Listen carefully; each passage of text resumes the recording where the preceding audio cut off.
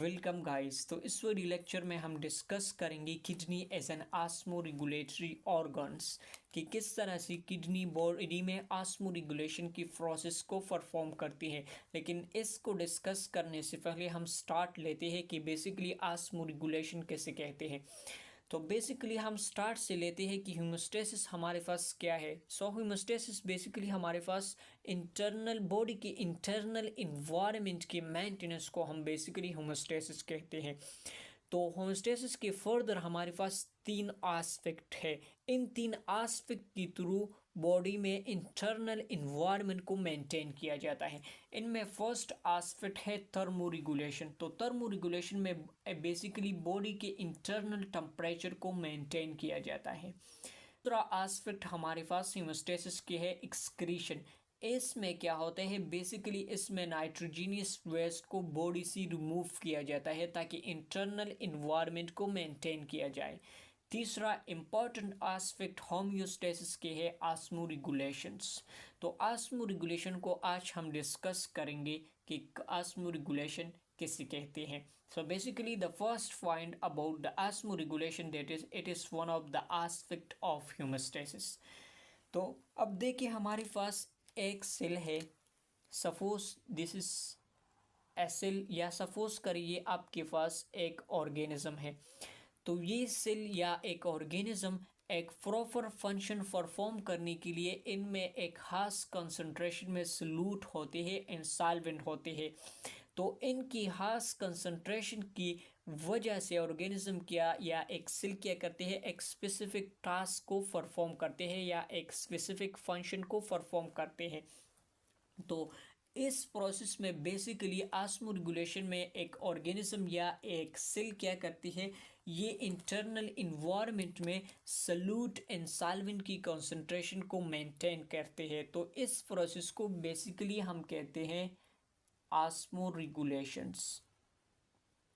So what is osmoregulation? Basically body में या एक सेल में क्या होती है, सल्यूट एंड सॉल्वेंट की बैलेंस को बेसिकली हम ऑस्मोरेगुलेशन कहते हैं। सपोज करें अगर बॉडी में सल्यूट कहते हैं, सल्यूट बेसिकली यूज होते हैं फॉर द आयंस, जिसमें डिफरेंट टाइप के आयंस आते हैं, जिसमें सोडियम, पोटाशियम, मैग्नीशियम, कैल्शियम्स वगैरह ये आयंस आते हैं। इनके अलावा शुगर से वगैरह, शुगर, अमीनो एसिड एक्सेट्रा आते हैं, तो इनको हम सल्यूट कहते हैं। सॉल्वेंट जिसमें बेसिकली वाटर आते हैं। तो बॉडी में ions, sodium, potassium, calcium, magnesiums ions वगैरह और वाटर की कंसंट्रेशन को मेंटेन करने को बेसिकली हम ऑस्मोरेगुलेशन कहते हैं। अब देखिए हमारे पास अगर बॉडी में ब्लड प्रेशर लो हो जाए, तो बीपी अगर लो हो जाए, तो इनका मेन रीज़न सोडियम है। सोडियम की कंसंट्रेशन अगर क्या हो जाए, लो हो जाए, तो इनकी वजह से बॉडी में बीपी, ब्लड प्रेशर क्या होता है, वो लो हो जाता है। तो इस वजह से ऑर्गेनिज्म क्या करते हैं, इन सल्यूट एंड सॉल्वेंट की कंसंट्रेशन को बॉडी में मेंटेन रखते हैं ताकि एक खास बॉडी में एक खास फंक्शन नॉर्मल तरीके से होता है। तो इस वजह से ऑर्गेनिज्म सल्यूट एंड सॉल्वेंट की कंसंट्रेशन को मेंटेन रखते हैं। तो फर्स्ट स्टार्ट लेते हैं आस्मो रेगुलेशन की टर्म से। सो बेसिकली आस्मो रेगुलेशन हमारे पास the combination of two terms है। एक को देखिए, एक हमारे पास आस्मो है, दूसरा हमारे पास रेगुलेशन है। तो आस्मो का टर्म यूज होते हैं फॉर द सल्यूट सॉल्वेंट के लिए, जबकि रेगुलेशन का मतलब है मेंटेनेंस, यानी कि एक ऐसा प्रोसेस जिसमें क्या होती है, बेसिकली सल्यूट एंड सॉल्वेंट की मेंटेनेंस होती है। यानी एक सेल या एक ऑर्गेनिज्म में क्या होती है, इनकी सल्यूट एंड सॉल्वेंट की कंसंट्रेशन को मेंटेन रखने को बेसिकली हम ऑस्मोरेगुलेशन कहते हैं। अगर टर्म की बात करें तो basically it was coined by a British biologist, that is John Shaw. So John Shaw for the first time coined the term osmoregulations। तो ऑस्मोरेगुलेशन की डिफिनीशन को भी हमने यहाँ पर लिखा है, the process by which organism maintain solute and solvent balance in the body. एक ऐसा प्रोसेस जिसमें एक ऑर्गेनिज्म या एक सेल क्या करती है, सल्यूट एंड सॉल्वेंट की कंसंट्रेशन को मेंटेन रखती है। तो इस प्रोसेस को बेसिकली हम ऑस्मोरेगुलेशन कहते हैं। अब क्वेश्चन ये अराइज होता है कि ऑर्गेनिज्म ऑस्मोरेगुलेशन क्यों परफॉर्म करता है, why organism maintain solute and solvent balance in their cell और बॉडी। तो इसके पीछे हम रीज़न को डिस्कस करते हैं कि इनकी इम्पोर्टेंस क्या है, या इसी तरह से आप कह सकते हैं कि why solute and solvent level is maintain, कि इनकी लेवल को क्यों मेंटेन किया जाता है। तो बेसिकली ये ऑस्मो रेगुलेशन की इम्पोर्टेंस है। The first one that is maintaining proper cell shape and function. तो ये हमारे पास एक सेल है, तो इसके अंदर क्या होती है, एक खास कंसंट्रेशन में सल्यूट एंड सॉल्वेंट होते हैं। अगर इनकी कंसंट्रेशन में डिफरेंस आ जाए तो इनकी वजह से टारगर फ्रेशर क्या होती है, वो डिस्टर्ब होती है, जिसकी थ्रू सेल का शेप एंड फंक्शन क्या होती है, ये डिस्टर्ब हो जाती है। तो इस वजह से सेल के प्रॉपर शेप एंड फंक्शन के लिए ऑर्गेनिज्म क्या करती है, इन्हीं सल्यूट एंड सॉल्वेंट की लेवल को मेंटेन करती है। Next, importance of osmo regulation that is regulating blood pressures. तो अगर बॉडी में क्या हो जाए, सोडियम आयंस की कंसंट्रेशन ड्रॉप हो जाए या पोटाशियम आयन की कंसंट्रेशन हाई हो जाए, तो इस केस में क्या होती है, बॉडी में ब्लड प्रेशर वो ड्रॉप हो जाता है। तो ये बेसिकली आयंस ही है। तो ऑर्गेनिज्म क्या करती है, इन आयंस की कंसंट्रेशन को मेंटेन करती है ताकि बॉडी में एक खास किस्म का ब्लड प्रेशर वो रहे। तो इस वजह से बीपी को मेंटेन रखने के लिए ऑर्गेनिज्म क्या करती है, इन्हीं सल्यूट की कंसंट्रेशन को मेंटेन रखती है। तीसरा इंपॉर्टेंस है प्रिवेंटिंग डिहाइड्रेशन और ओवरहाइड्रेशन। अगर अगर सेल में क्या हो जाए या एक ऑर्गेनिज्म में सॉल्वेंट की कंसंट्रेशन क्या हो जाए, कम हो जाए, तो ऑर्गेनिज्म क्या करते हैं, एक डिहाइड्रेशन की फिनोमेना को फेस करते हैं, यानी ऑर्गेनिज्म में वाटर की कंसंट्रेशन कम हो जाती है। ये अगर बॉडी में क्या हो जाती है, वाटर की कंसंट्रेशन इंक्रीज हो जाए, तो इनकी वजह से ओवर हाइड्रेशन का प्रॉब्लम ऑर्गेनिज्म फेस करती है। तो इनकी डिहाइड्रेशन एंड ओवर हाइड्रेशन के फिनोमिना को प्रिवेंट करने के लिए ऑर्गेनिज्म सल्यूट एंड सॉल्वेंट की कंसंट्रेशन को मेंटेन रखती है। अब हमने ऑस्मो रेगुलेशन के फिनोमिना को अंडरस्टैंड किया। अब हम देखते हैं कि किस तरह से किडनी आस्मो बॉडी में आस्मो रेगुलेशन की प्रोसेस को परफॉर्म करती हैं।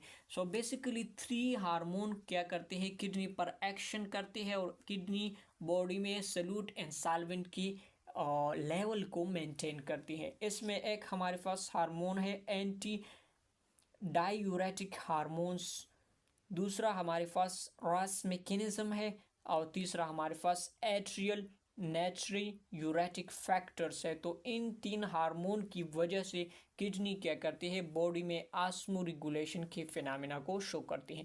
अब हम यहाँ पर इन 3 हार्मोन की एक्शन को डिस्कस करते हैं कि किस तरह से इन हार्मोन की वजह से किडनी क्या करती है, ऑस्मो रेगुलेशन के प्रोसेस को परफॉर्म करती है। So the first hormone that will act on the kidney and kidney perform the level of solute and solvent in the body. So this is anti diuretic hormone, जो कि basically posterior lobe of the pituitary gland से release होता है। अब जब ये hormone release होता है, जब अगर बॉडी में क्या हो जाए, वाटर की कंसंट्रेशन ड्रॉप हो जाए, तो पोस्टीरियर पिट्यूटरी ग्लैंड से एक हार्मोन रिलीज होता है जिसको हम एंटी डायूरेटिक हार्मोन कहते हैं। तो ये हार्मोन बेसिकली पिट्यूटरी ग्लैंड की पोस्टीरियर लोब से रिलीज होता है।